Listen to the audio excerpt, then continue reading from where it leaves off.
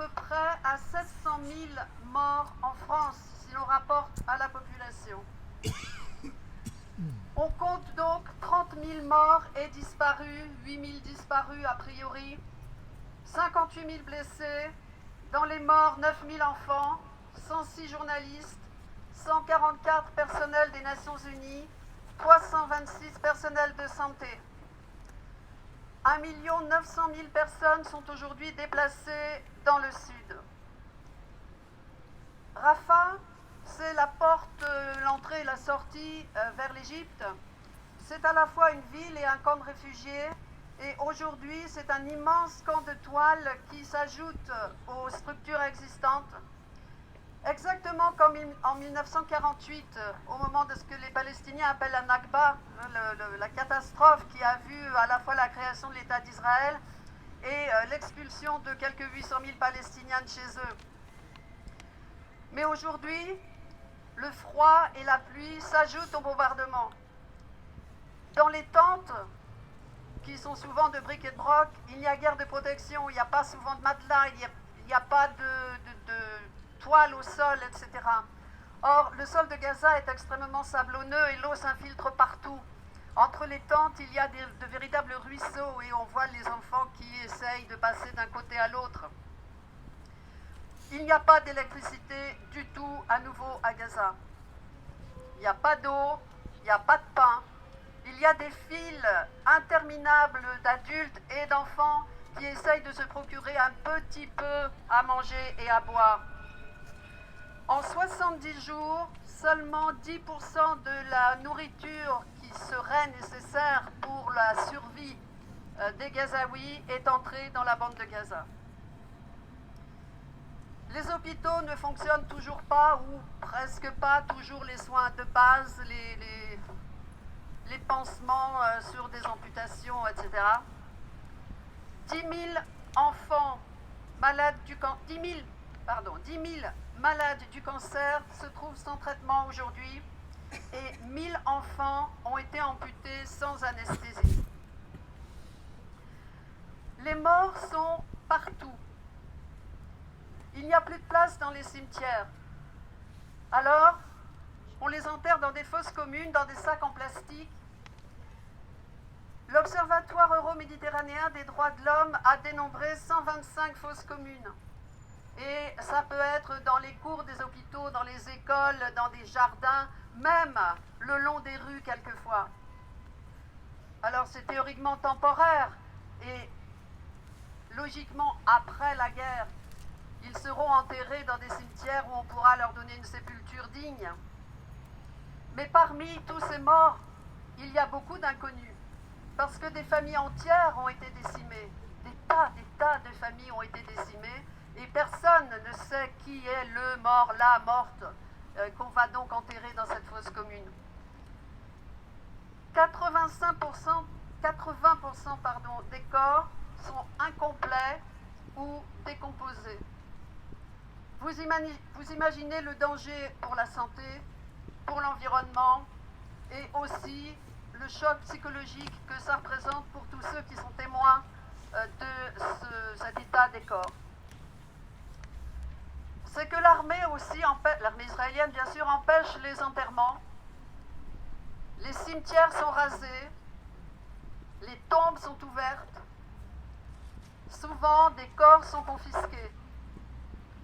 On parle même de morts tout récents, transportés en Israël, puis ramenés à Gaza avec des organes en moins.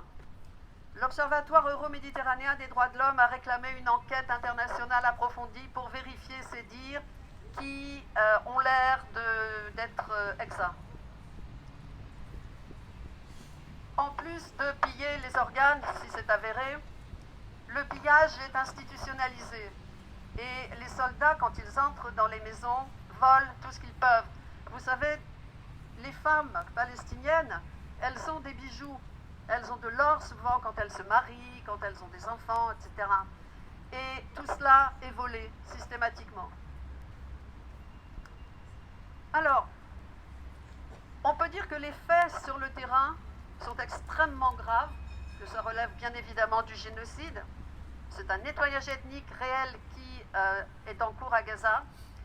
Et la volonté israélienne est claire, c'est d'établir des faits donc qui ne seront pas modifiables, avec les déplacements de population, les destructions de toutes les infrastructures, la terre qui est rasée, qui est incapable d'être cultivée et de produire dorénavant.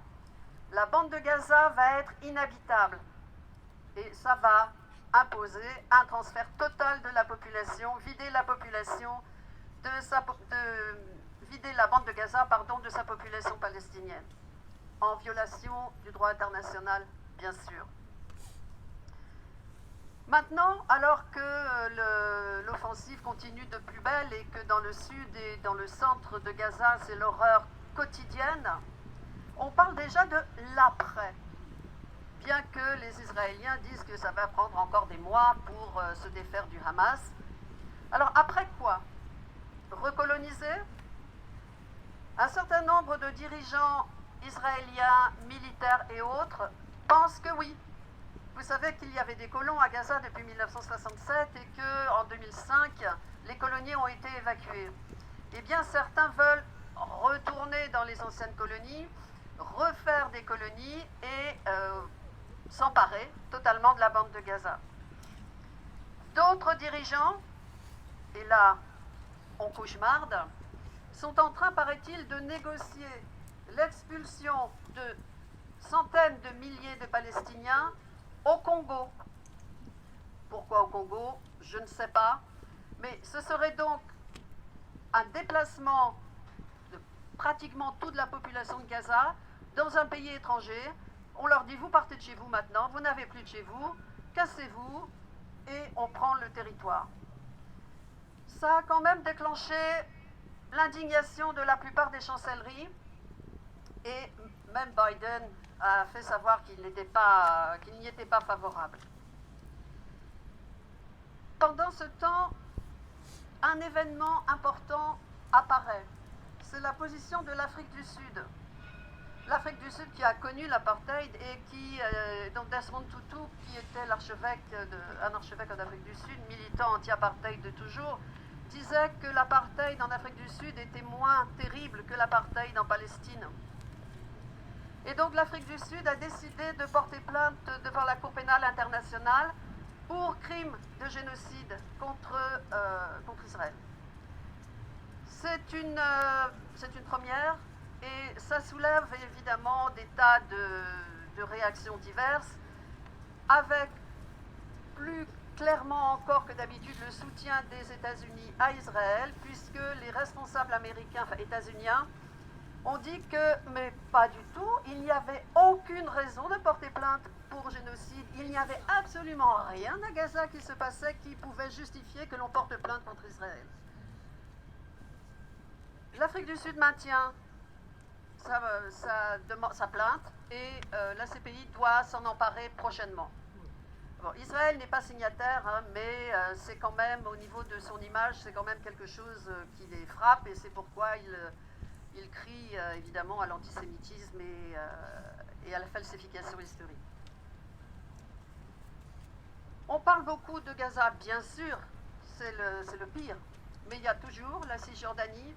La violence des colons ne se défait pas, la violence de l'armée israélienne continue tous les jours, il y a des morts, il y a des arrestations par centaines et il y a des raids sur les villes et les camps de réfugiés. On dénombre aujourd'hui plus de 300 morts en Cisjordanie, dont 90 enfants, et à peu près 4000 blessés, dont 600 enfants. Je vous disais que les arrestations sont nombreuses.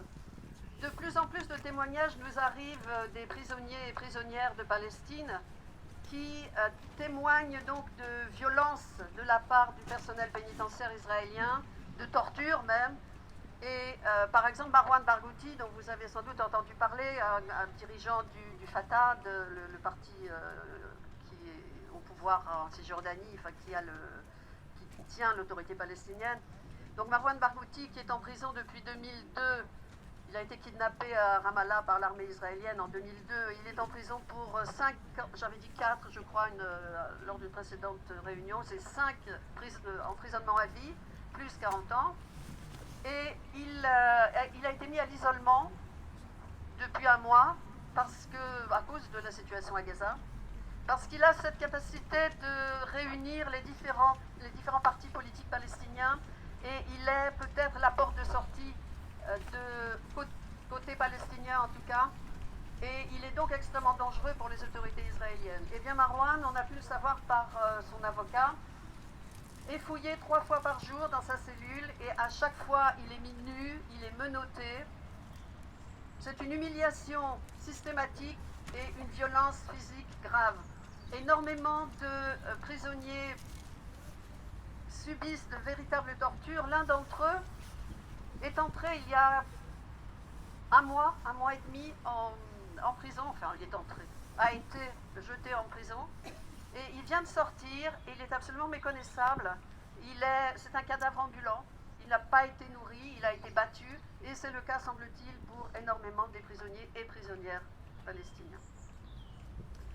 Un dernier point, c'est le Liban. Vous avez peut-être entendu que le numéro 2 du Hamas au Liban a été assassiné. Et la tension monte encore d'un cran. Le Hezbollah, qui est un pouvoir important au Liban, bien sûr, et qui chapeaute un peu le Hamas, a menacé de représailles. Bon, on n'en est pas là, mais la situation est très dangereuse, et 76 000 personnes ont été déplacées du sud Liban vers le nord de peur de frappes israéliennes. Bon, ça fait un panorama qui est épouvantable, hein. Et on ne voit pas d'issue à court ou moyen terme tant que les États-Unis maintiennent leur soutien indéfectible, comme ils disent, à la politique israélienne. Donc il faut qu'on continue, nous, à faire pression sur nos autorités. On sait déjà qu'on les a fait bouger un petit peu, hein, quand même, et qu'ils arrivent à influer suffisamment sur la politique des États-Unis pour que les pressions se fassent sur Israël, sachant très bien que Netanyahou va se défendre bec et ongle, parce qu'il risque très très très très gros dès que les combats s'arrêteront. On va lire deux textes. Alors, Marie-Pierre, s'il te plaît.